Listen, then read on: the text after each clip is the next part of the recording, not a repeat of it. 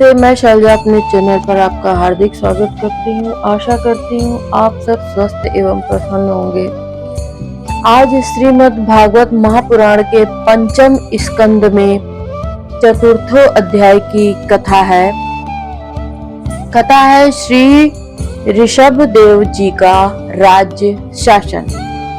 तो कथा शुरू करते हैं। श्री शुकदेव जी कहते हैं, राजन, नाभि नंदन के अंग जन्म से भगवान विष्णु के वज्र अंकुश आदि चिन्हों से युक्त थे। समता, शांति, वैराग्य और ऐश्वर्य आदि महाविभूतियों के कारण उनका प्रभाव दिनों दिन बढ़ता जाता था। यह देखकर मंत्री आदि प्रकृति वर्ग, प्रजा, ब्राह्मण और देवताओं की यह उत्कृष्ट अभिलाषा होने लगी कि ये ही पृथ्वी का शासन करें। उनके सुंदर और सुडौल शरीर, विपुल कीर्ति, तेज, बल, ऐश्वर्य, यश, पराक्रम और शूरवीरता आदि गुणों के कारण महाराज नाभि ने उनका नाम ऋषभ अर्थात श्रेष्ठ रखा। एक बार भगवान इंद्र ने ईर्ष्यावश उनके राज्य में वर्षा नहीं की। तब योगेश्वर भगवान ऋषभ ने इंद्र की मूर्खता पर हंसते हुए अपनी योग माया के प्रभाव से अपने वर्ष अजनाभ खंड में खूब जल बरसाया। महाराज नाभि अपनी इच्छा के अनुसार श्रेष्ठ पुत्र पाकर अत्यंत आनंद मग्न हो गए और अपनी ही इच्छा से मनुष्य शरीर धारण करने वाले पुराण पुरुष श्री हरि का सप्रेम लालन करते हुए उन्हीं के लीला विलास से मुग्ध होकर वत्स, तात ऐसा गदगद वाणी से कहते हुए बड़ा सुख मानने लगे। जब उन्होंने देखा कि मंत्रिमंडल, नागरिक और राष्ट्र की जनता ऋषभ देव से बहुत प्रेम करती है, तो उन्होंने उन्हें धर्म मर्यादा की रक्षा के लिए राज्याभिषिक्त करके ब्राह्मणों की देखरेख में छोड़ दिया। आप अपनी पत्नी मेरु देवी के सहित बद्रिकाश्रम को चले गए। वहां अहिंसा वृत्ति से, जिससे किसी को उद्वेग न हो, ऐसी कौशलपूर्ण तपस्या और समाधि योग के द्वारा भगवान वासुदेव के नर नारायण रूप की आराधना करते हुए समय आने पर उन्हीं के स्वरूप में लीन हो गए। पांडुनंदन राजा नाभि के विषय में यह लोकोक्ति प्रसिद्ध है। राजर्षि नाभि के उदार कर्मों का आचरण दूसरा पुरुष कौन कर सकता है, जिनके शुद्ध कर्मों से संतुष्ट होकर साक्षात श्री हरि उनके पुत्र हो गए थे। महाराज नाभि के समान ब्राह्मण भक्त भी कौन हो सकता है, जिनकी दक्षिणा आदि से संतुष्ट हुए ब्राह्मणों ने अपने मंत्र बल से उन्हें यज्ञशाला में साक्षात श्री विष्णु भगवान के दर्शन करा दिए। भगवान ऋषभ देव ने अपने देश अजनाभ खंड को कर्म भूमि मानकर लोक संग्रह के लिए कुछ काल गुरुकुल में वास किया। गुरुकुल को यथोचित दक्षिणा देकर गृहस्थ में प्रवेश करने के लिए उनकी आज्ञा ली। फिर लोगों को गृहस्थ धर्म की शिक्षा देने के लिए देवराज इंद्र की दी हुई उनकी कन्या जयंती से विवाह किया तथा श्रौत स्मार्त दोनों प्रकार के शास्त्रोपदिष्ट कर्मों का आचरण करते हुए उसके गर्भ से अपने ही समान गुण वाले 100 पुत्र उत्पन्न किए। उनमें महायोगी भरत जी सबसे बड़े और सबसे अधिक गुणवान थे। उन्हीं के नाम से लोग इस अजनाभ खंड को भारतवर्ष कहने लगे। उनसे छोटे कुशावर्त, इलावर्त, ब्रह्मावर्त, मलय, केतु, भद्रसेन, इंद्र, स्प्रक, विदर्भ और कीकट, ये नौ राजकुमार शेष 90 भाइयों से बड़े एवं श्रेष्ठ थे। उनसे छोटे कवि, हरि, अंतरिक्ष, प्रबुद्ध, पिप्पलायन, आविर्होत्र, द्रुमिल, चमस और करभाजन, ये 9 राजकुमार भागवत धर्म का प्रचार करने वाले बड़े भगवत भक्त थे। भगवान की महिमा से महिमान्वित और परम शांति से पूर्ण इनका पवित्र चरित्र हम नारद वसुदेव संवाद के प्रसंग से आगे कहेंगे। इनसे छोटे जयंती के 81 पुत्र, पिता की आज्ञा का पालन करने वाले, अति विनीत, महान, वेदज्ञ और निरंतर यज्ञ करने वाले थे। वे पुण्य कर्मों का अनुष्ठान करने से शुद्ध होकर ब्राह्मण हो गए। भगवान ऋषभदेव यद्यपि परम स्वतंत्र होने के कारण स्वयं सर्वदा ही सब प्रकार की अनर्थ परंपरा से रहित केवल आनंदानुभव स्वरूप और साक्षात ईश्वर ही थे, तो भी अज्ञानियों के समान कर्म करते हुए उन्होंने काल के अनुसार प्राप्त धर्म का आचरण करके उसका तत्व न जानने वाले लोगों को उसकी शिक्षा दी। साथ ही सम, शांत, सुहृद और कारुणिक रहकर धर्म, अर्थ, यश, संतान, भोग, सुख और मोक्ष का संग्रह करते हुए गृहस्थाश्रम में लोगों को नियमित किया। महापुरुष जैसा जैसा आचरण करते हैं, दूसरे लोग उसी का अनुकरण करने लगते हैं। यद्यपि वे सभी धर्मों के सार रूप वेद के गूढ़ रहस्य को जानते थे, तो भी ब्राह्मणों की बतलाई हुई विधि से साम, दान आदि नीति के अनुसार ही जनता का पालन करते थे। उन्होंने शास्त्र और ब्राह्मणों के उपदेशानुसार भिन्न भिन्न देवताओं के उद्देश्य से द्रव्य, देश, काल, आयु, श्रद्धा और ऋत्विज आदि से सुसंपन्न सभी प्रकार के 100 यज्ञ किए।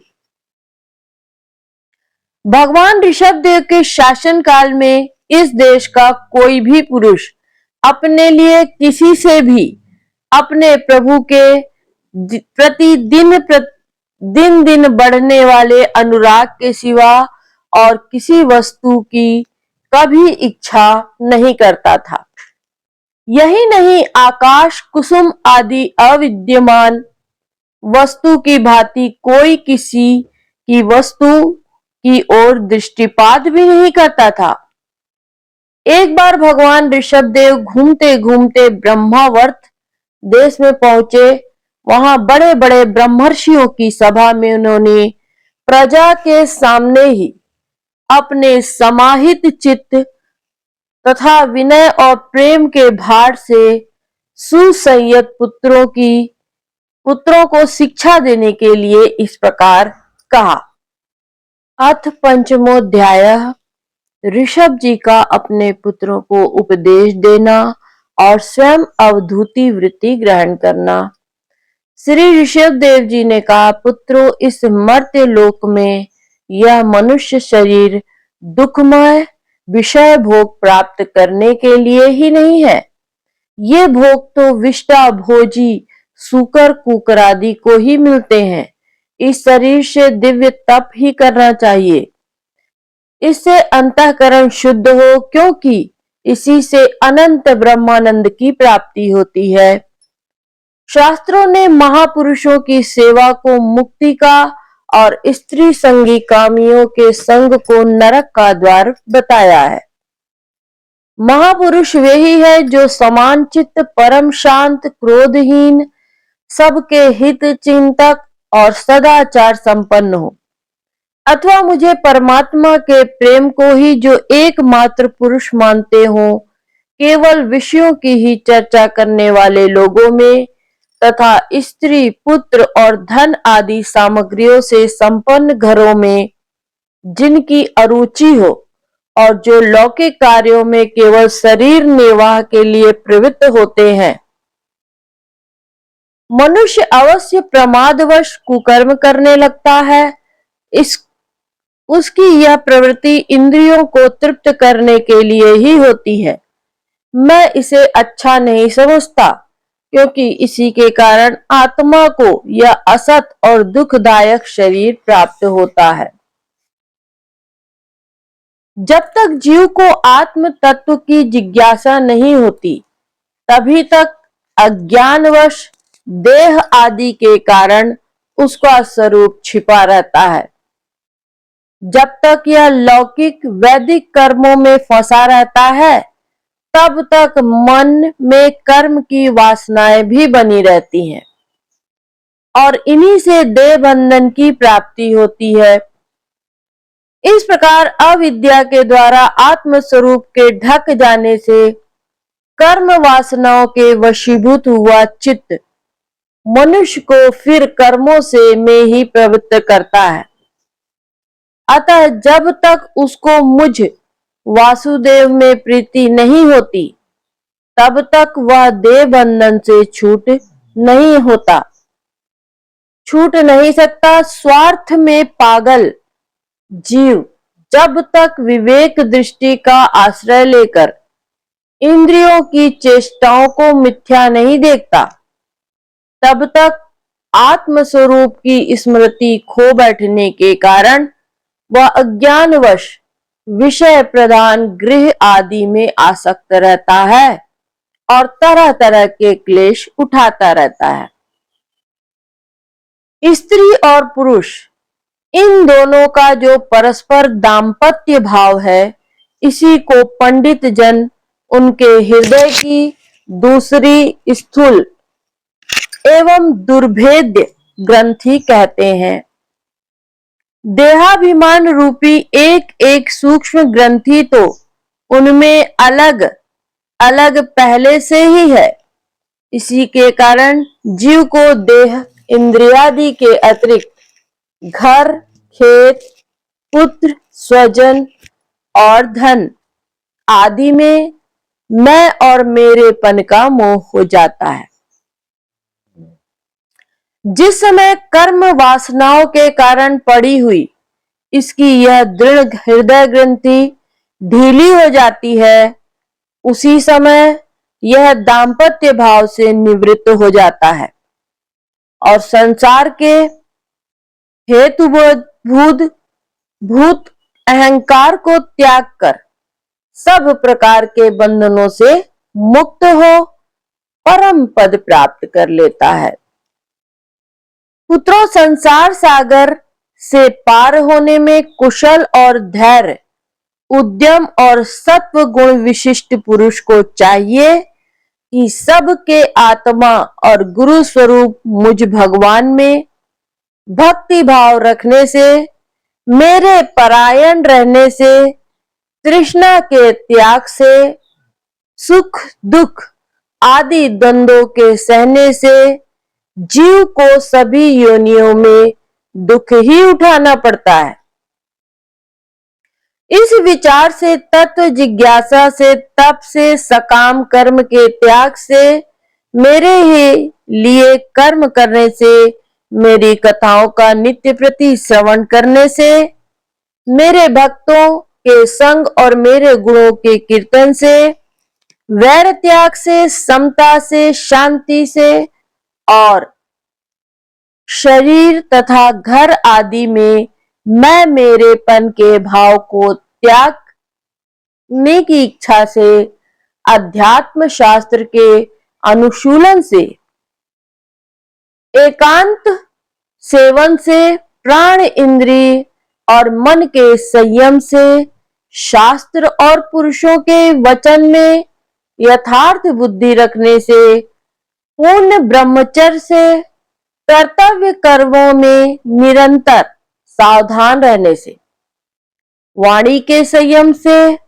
सर्वत्र ही मेरी ही सत्ता देखने से, अनुभव ज्ञान सहित तत्व विचार से और योग साधन से अहंकार रूप अपने लिंग शरीर को लीन कर दे।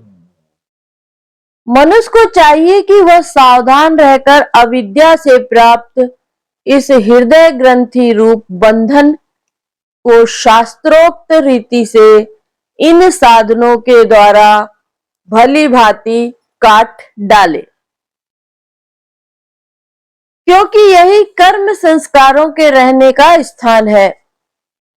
तदंतर साधन का भी परित्याग कर दे।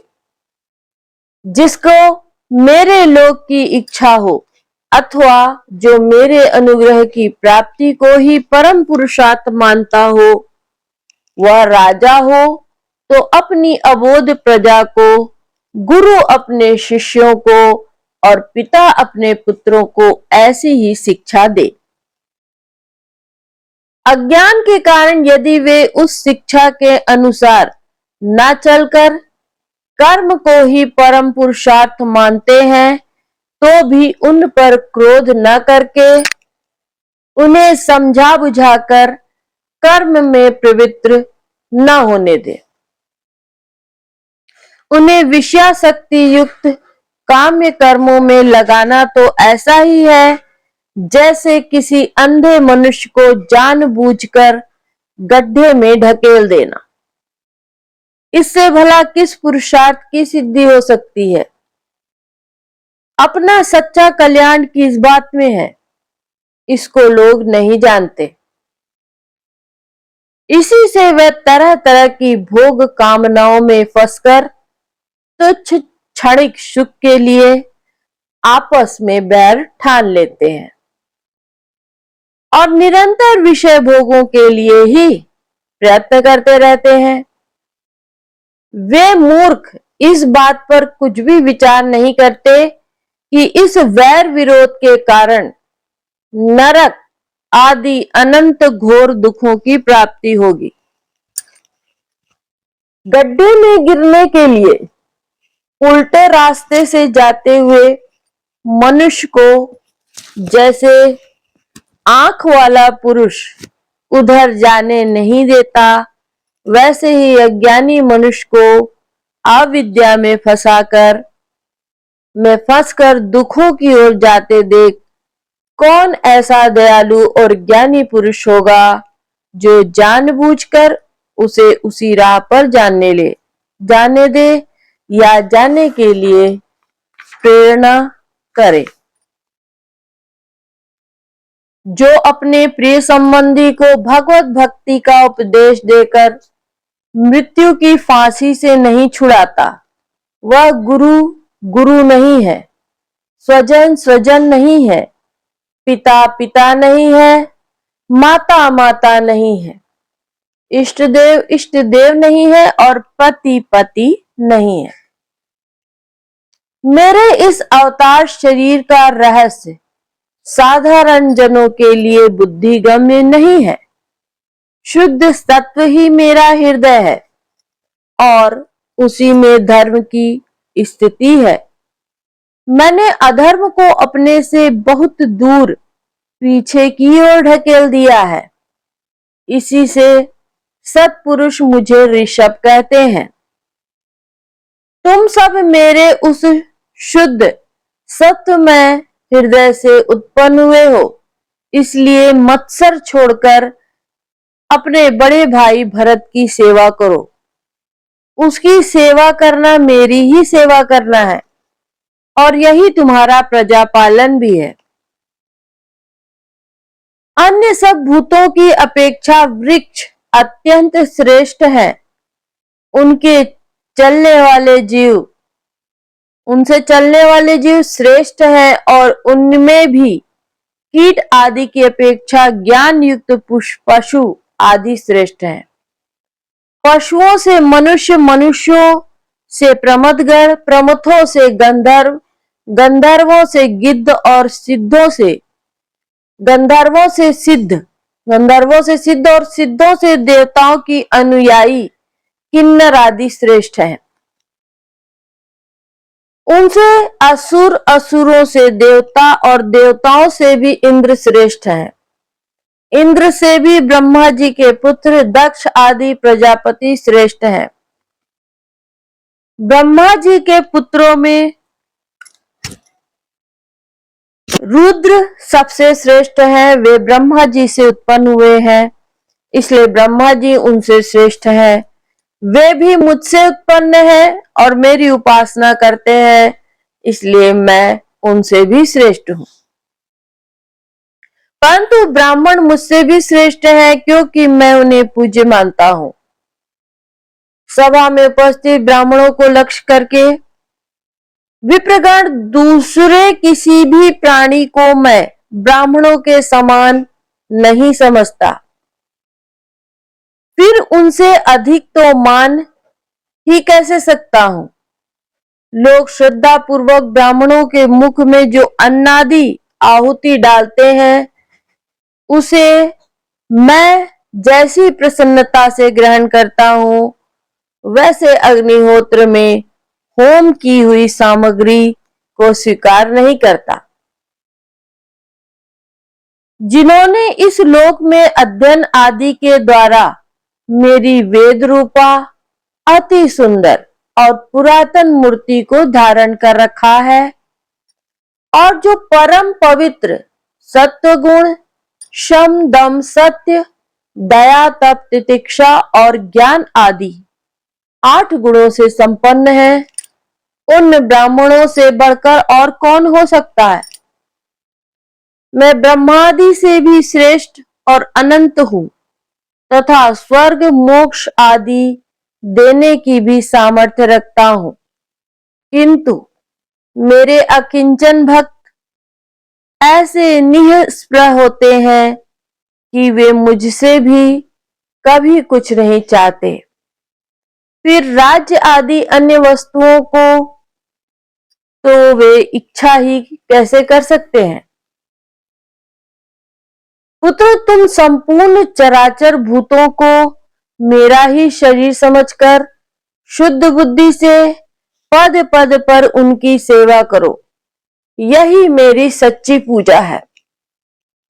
वचन, दृष्टि तथा अन्य इंद्रियों की चेष्टाओं का साक्षात फल मेरा इस प्रकार का पूजन ही है। इसके बिना मनुष्य अपने को महामोहमय कालपाश से छुड़ा नहीं सकता। श्री सुखदेव जी कहते हैं, राजन ऋषभ देव जी के पुत्र यद्यपि स्वयं ही सब प्रकार से सुशिक्षित थे, तो भी लोगों को शिक्षा देने के उद्देश्य से महाप्रभावशाली परम सुहृद भगवान ऋषभ ने उन्हें इस प्रकार उपदेश दिया। ऋषभ देव जी के 100 पुत्रों में भरत सबसे बड़े थे। वे भगवान के परम भक्त और भगवत भक्तों के परायण थे। ऋषभ देव जी ने पृथ्वी का पालन करने के लिए उन्हें राजगद्दी पर बैठा दिया और स्वयं उपशमशील निवृत्ति परायण महामुनियों के भक्ति, ज्ञान और वैराग्य रूप परम हंसोचित धर्मों की शिक्षा देने के लिए बिल्कुल विरक्त हो गए। केवल शरीर मात्र का परिग्रह रखा और सब कुछ घर पर रहते ही छोड़ दिया। अब वे वस्त्रों का भी त्याग करके सर्वथा दिगंबर हो गए। उस समय उनके बाल बिखरे हुए थे, उन्मत्त सा वेश था। इस स्थिति में वे आहवनीय अर्थात अग्निहोत्री की अग्नियों को अपने में ही लीन करके सन्यासी हो गए। ब्रह्मावर्त देश से बाहर निकल गए, सन्यासी हो गए और ब्रह्मावर्त देश से बाहर निकल गए। वे सर्वथा मौन हो गए थे। कोई बात करना चाहता था तो बोलते नहीं थे। जड़, अंधे, बहरे, गूंगे, पिशाच और पागलों की सी चेष्टा करते हुए वे अवधूत बने जहां तहां विचरने लगे। कभी नगरों और गांवों में जाते तो कभी खानों किसानों की बस्तियों, बगीचों, पहाड़ी गांवों, सेना की छावनियों, गौशालाओं, अहिरों की बस्तियों और यात्रियों के टिकने के स्थान में रहते। कभी पहाड़ों, जंगलों और आश्रम आदि में विचरते। वे किसी भी रास्ते से निकलते तो जिस प्रकार वन में विचरने वाले हाथी को मक्खियां सताती हैं, उसी प्रकार मूर्ख और दुष्ट लोग उनके पीछे हो जाते और उन्हें तंग करते।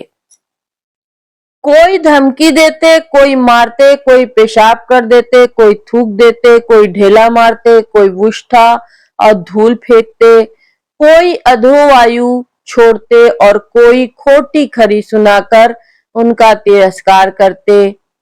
किंतु वे इन सब बातों पर जरा भी ध्यान नहीं देते। इसका कारण यह था कि भ्रम से सत्य कहे जाने वाले इस मिथ्या शरीर में उनकी अहंता, ममता तनिक भी नहीं थी। वे कार्य कारण रूप संपूर्ण प्रपंच के साक्षी होकर अपने परमात्म स्वरूप में ही स्थित थे। इसलिए अखंड चित्त वृत्ति से अकेले ही पृथ्वी पर विचरते रहते थे। यद्यपि उनके हाथ, पैर, छाती, लंबी लंबी बाहें, कंधे, गले और मुख आदि अंगों की बनावट बड़ी ही सुकुमार थी। उनका स्वभाव से ही सुंदर मुख स्वाभाविक मधुर मुस्कान से और भी मनोहर जान पड़ता था। नेत्र नवीन कवल दल के समान ही बड़े ही सुहावने, विशाल और कुछ लाली लिए हुए थे। उनकी पुतलियां शीतल और संताप हारिणी थी। उन नेत्रों के कारण वे बड़े मनोहर जान पड़ते थे। कपोल, कान और नासिका छोटे बड़े न होकर समान एवं सुंदर थे तथा उनके अस्फुट हास्य युक्त मनोहर मुखारविंद की शोभा को देखकर पूर्ण नारियों के चित्त में कामदेव का संचार हो जाता था। तथापि उनके मुख के आगे जो भूरे रंग की लंबी लंबी घुंघराली लटें लटकी रहती थी, उनके महान भार और अवधूतों के समान धूल धूसरित देह होने के कारण वे गृहस्थ मनुष्य के समान जान पड़ते थे।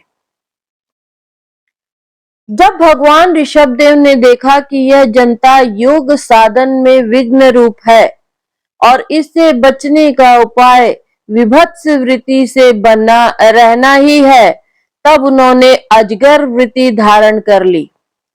वे लेटे ही लेटे खाने पीने, चबाने और मल मूत्र त्याग करने लगे। वे अपने त्यागे हुए मल में लोट लोट कर शरीर को उसमें सान लेते, किंतु उनके मल में दुर्गंध नहीं थी, बड़ी ही सुगंध थी और वायु उस सुगंध को लेकर उनके चारों ओर 10 योजन तक सारे देश को सुगंधित कर देती थी। इसी प्रकार गौ, मृग और काक आदि की वृत्तियों को स्वीकार कर वे उन्हीं के समान कभी चलते हुए, कभी खड़े खड़े, कभी बैठे हुए, कभी लेटे ही लेटे खाने पीने और मल मूत्र का त्याग करने लगते थे। सुखदेव जी कहते हैं, परीक्षित परमहंसों को त्याग के आदर्श की शिक्षा देने के लिए इस प्रकार मोक्षपति भगवान ऋषभदेव ने कई तरह की योग आचार्यों का आचरण किया।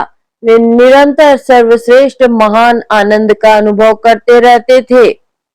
उनकी दृष्टि में निरुपाधिक रूप से संपूर्ण प्राणियों के आत्मा और अपने आत्म स्वरूप भगवान वासुदेव से किसी प्रकार का भेद नहीं था। इसलिए उनके सभी पुरुषार्थ पूर्ण हो चुके थे। उनके पास आकाश गमन मनोजवित मन की गति के समान ही शरीर का भी इच्छा करते हुए सर्वत्र पहुंच जाना, अंतर्धान, परकाय प्रवेश, अर्थात दूसरों के शरीर में प्रवेश कर लेना, दूर की बातें सुन लेना, दूर के दृश्य देख लेना आदि सब प्रकार की सिद्धियां अपने आप ही सेवा करने को आई, परंतु उन्होंने उनका मन से आदर या ग्रहण नहीं किया।